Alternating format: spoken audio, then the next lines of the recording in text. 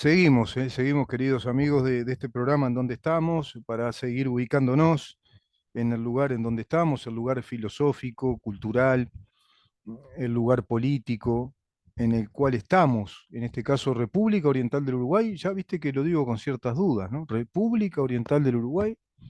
Bueno, evidentemente el Estado republicano, que es un modelo de las revoluciones modernas, que es la concepción de un Estado como un orden integrador, jurídico, político y un orden de identidad que nos organiza la vida desde principios racionales, desde la concepción naturalista del derecho, con principios claros como venimos repasando siempre: principio de igualdad ante la ley, un proceso de garantías o el debido proceso, el habeas corpus dentro de ese proceso, la separación de los poderes para evitar el desborde del poder, y fundamentalmente en todas las cartas constitucionales o cartas magnas de los estados republicanos, comunidades nacionales, se formulan esos derechos fundamentales que se reconocen como propios de la condición humana, nacidos con nosotros mismos.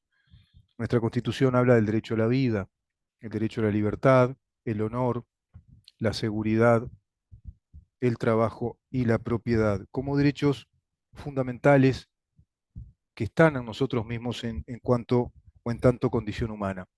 Todo ese mundo, todo este universo de principios filosóficos, jurídicos, inclusive económicos, porque se contempla en un Estado de Derecho republicano democrático la propiedad privada como un derecho fundamental, como un derecho subjetivo, el derecho que nace con nosotros a tener propiedad privada, a desarrollar esa propiedad privada, y a partir de ahí se da el factor fundamental del capitalismo, porque es a través de la propiedad privada, sea de una persona, de un grupo de personas, de una persona jurídica, llámese una empresa, se da entonces la economía de la oferta y la demanda, la economía de competencia en el mercado, esa ecuación de competencias a la cuales las denominamos teóricamente, técnicamente, desde las ciencias económicas como capitalismo.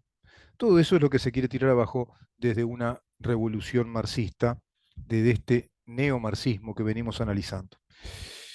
Y una de las filas fundamentales o de las corrientes ideológicas que se fueron agregando y modificando, desplazando la ortodoxia marxista, y de ahí que hablemos de marxismo cultural según los postulados de Antonio Gramsci, es precisamente esa gran columna de batalla cultural, columna marxista revolucionaria, que es el movimiento LGBTQ o Q más, que ahora incluso es LGBTIQ más, y siguen agregando más siglas, evidentemente se siguen incorporando colectivos sociales.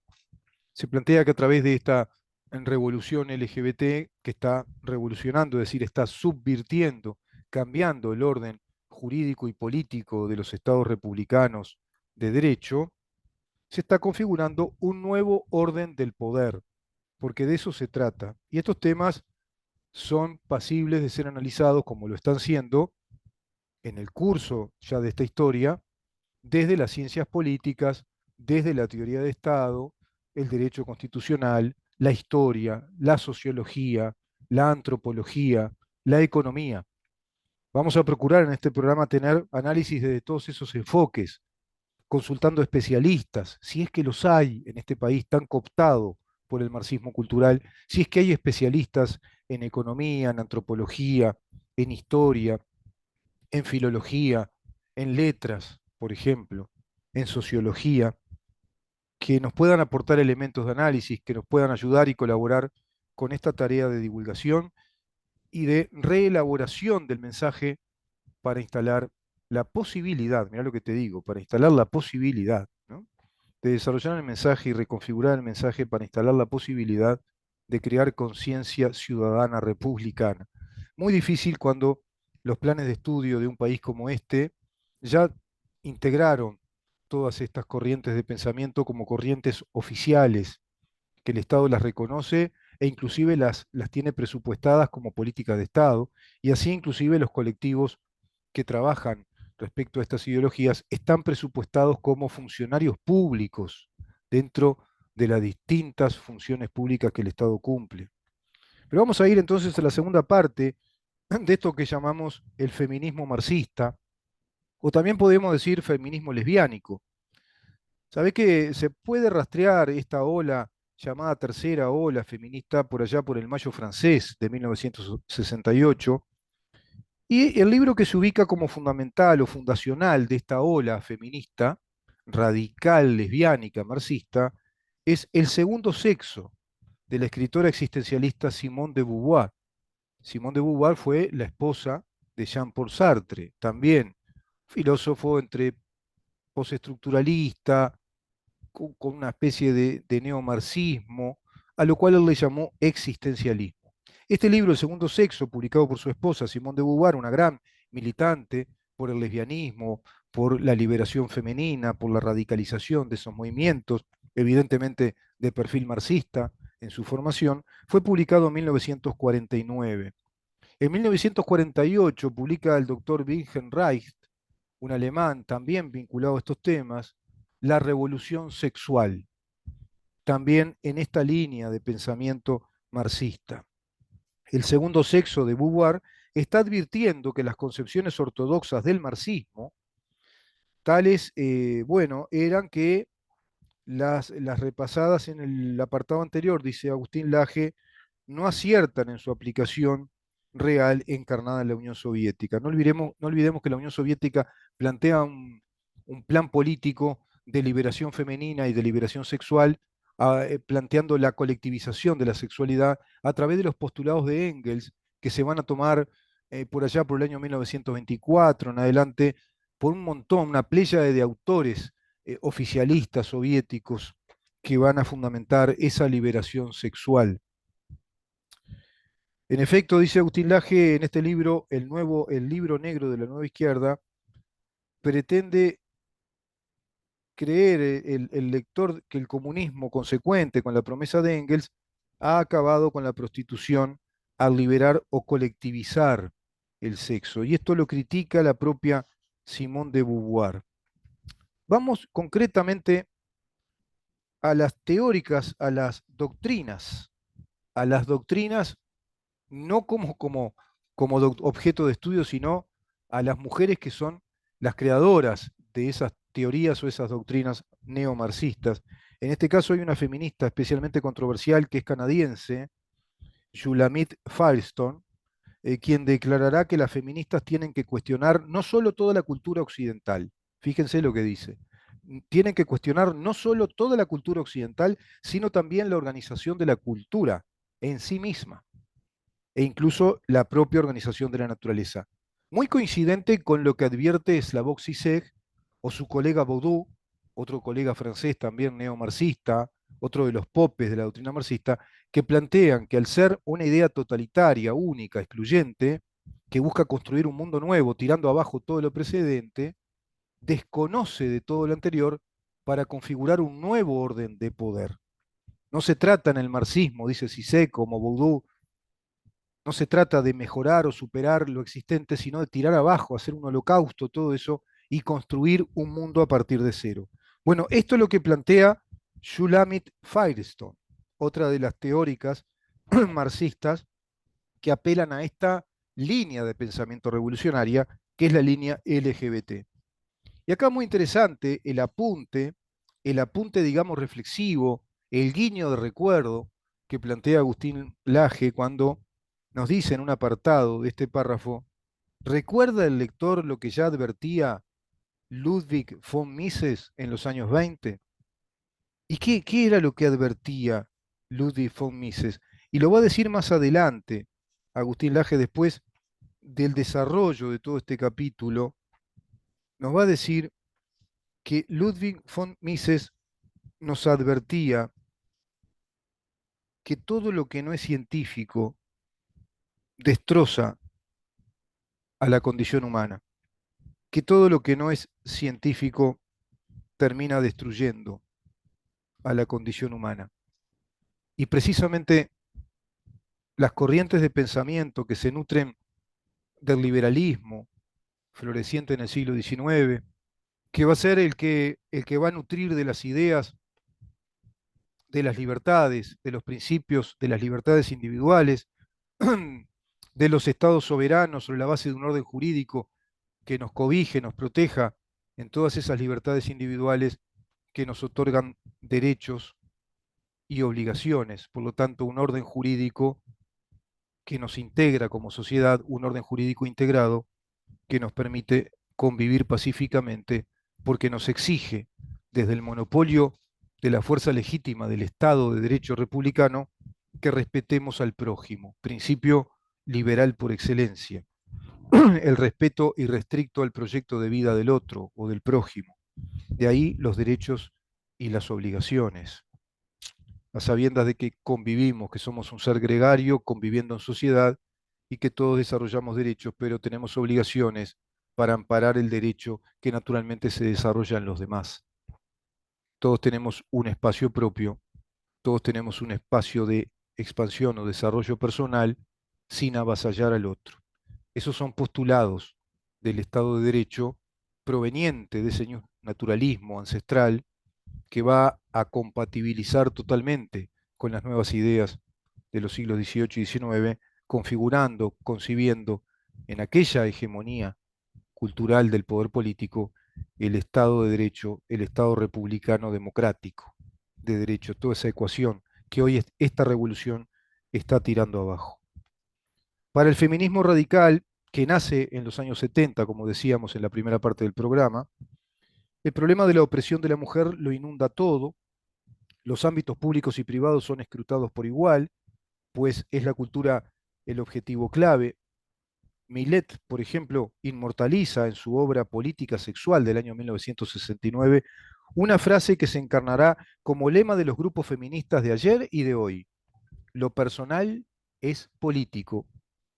Todo lo personal, todo lo que es de raigambre personal para esta concepción marxista es político y coincide plenamente con las postulaciones doctrinarias del marxismo, porque es una doctrina o una ideología colectivista.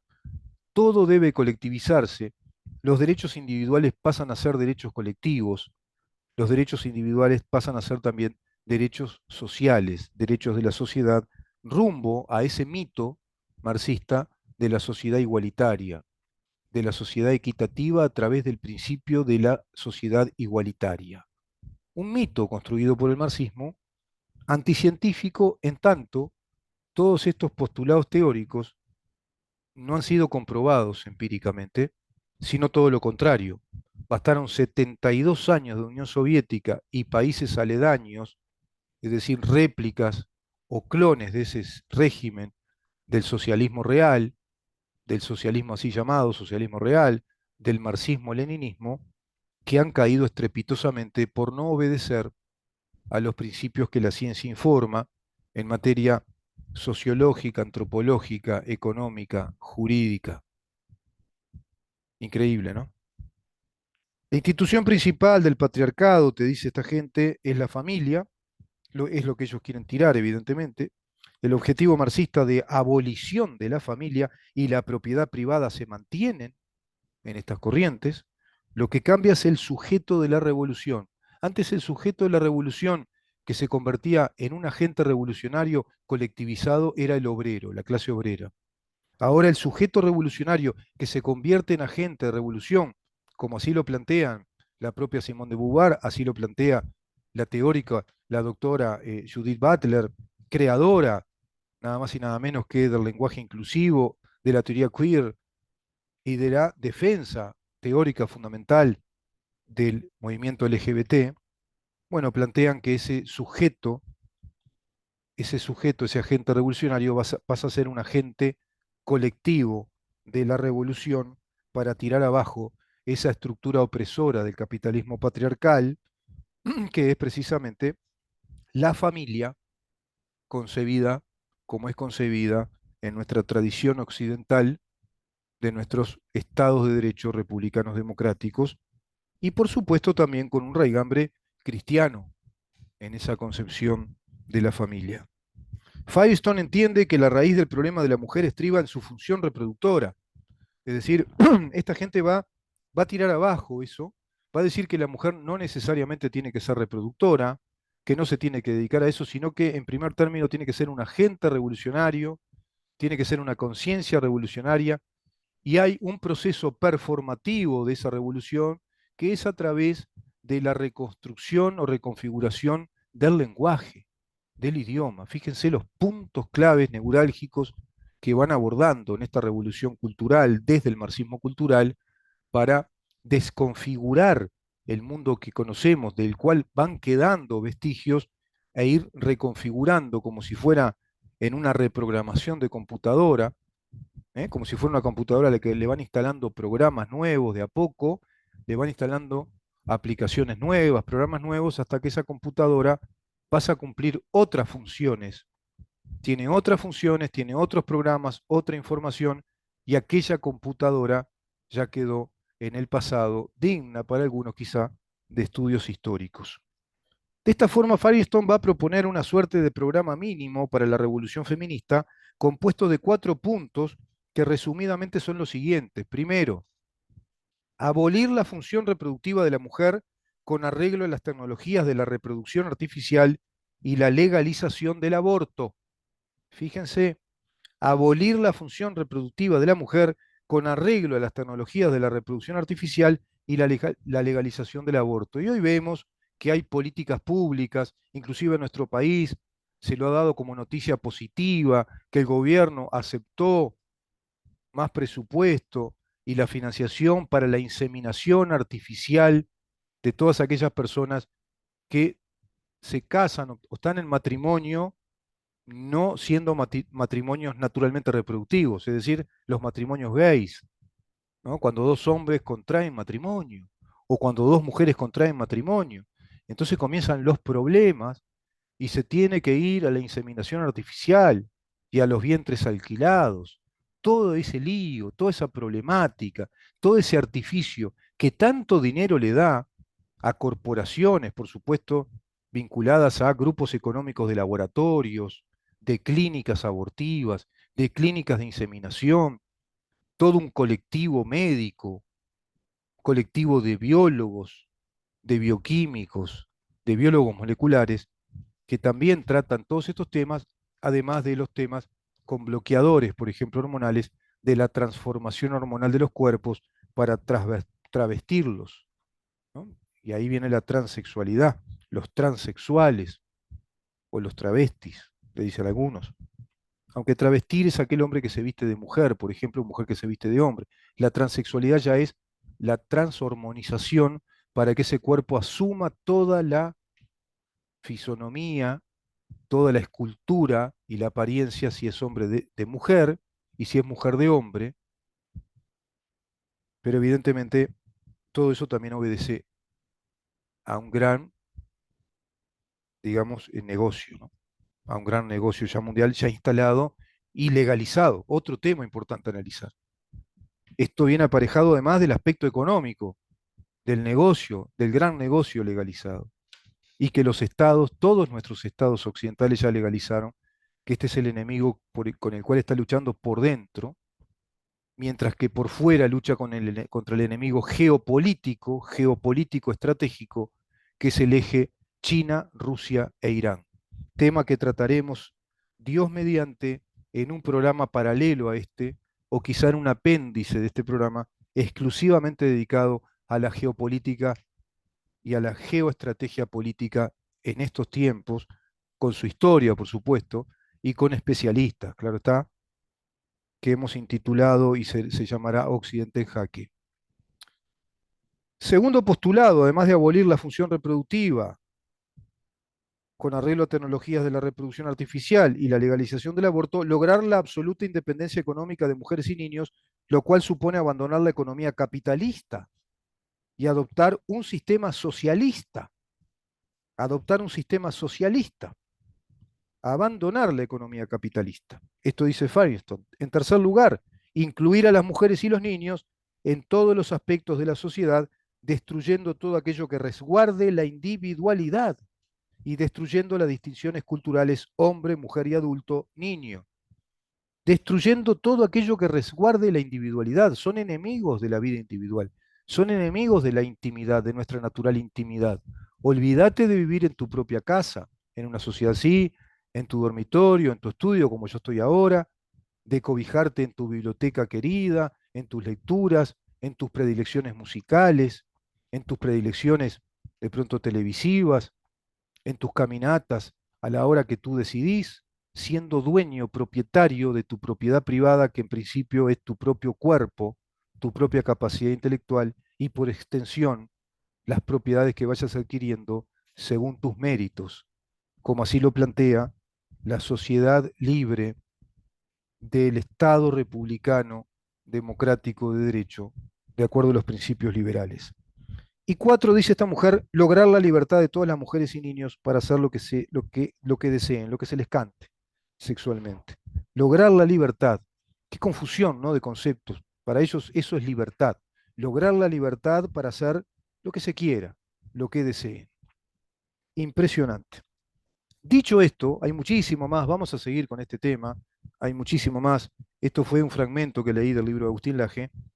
No nos tiene que extrañar que tengamos colectivos de género presupuestados en el Estado, que tengamos una educación vinculada a estas doctrinas, que tengamos justicia de género, que tengamos fiscalía de género, y tampoco movimientos permanentes. No nos tiene que extrañar lo que pasó en Paysandú y lo que sigue pasando en Paysandú respecto a estos temas, porque toda esta gente obedece a estas doctrinas, a estos pensadores, a esta revolución cultural del poder que está atentando gravemente contra la organización del Estado republicano de derecho y nuestras democracias representativas y nuestros principios liberales de los derechos individuales, de las libertades individuales. Entonces no debe extrañar que haya existido una movilización el 3 de febrero a raíz de un lamentable episodio policial, de la muerte de una mujer, el asesinato de una mujer con su hijo en manos de su hermano, y que se haya dado esa aberrante,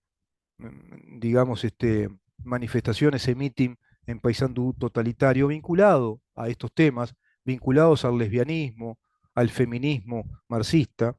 Y sabes que una asamblea de mujeres lesbianas, trans, no binarias, mirá todo lo que publica la diaria, de Paysandú, repudió agresión hacia feminista acusada de adoctrinar a niños en marcha. Fíjense lo encarnizada que está esta lucha y fíjense qué omiso está el gobierno respecto a todo este tema y qué desadvertida que está la clase política que representa la oficialidad en todo este tema, que ni hablan de esto, ni salen a dar lucha, ni salen a plantear los temas en estos términos, porque es en estos términos que se está librando esta guerra ideológica por el poder político del Estado y la construcción de una nueva sociedad con otros valores que subvierten los valores que nosotros conocemos o que queremos.